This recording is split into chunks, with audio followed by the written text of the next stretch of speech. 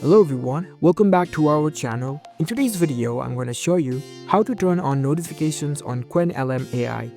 It's a very simple and easy process, and I'm going to guide you through how to do it. Let's get started. First of all, on your phone or your computer, head over to your preferred web browser. Once you're on your browser, on the search box, search for Qwenlm AI. From the search results, find the link with chat.qwenlm AI and navigate to that website. Once you're in the Qwenlm website, make sure that you are logged in with your account. After you are logged in, you will see this kind of interface. Now, in order to turn on the notifications, you need to head over to your profile settings. At the top right corner over here, you can see your profile icon. Click on it. Now select the settings option.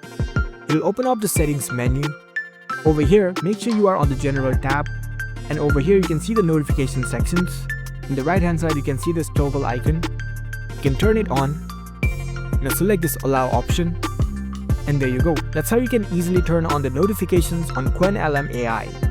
If you found this video helpful, don't forget to give this video a thumbs up and subscribe to our channel for more tech tips. Thank you for watching.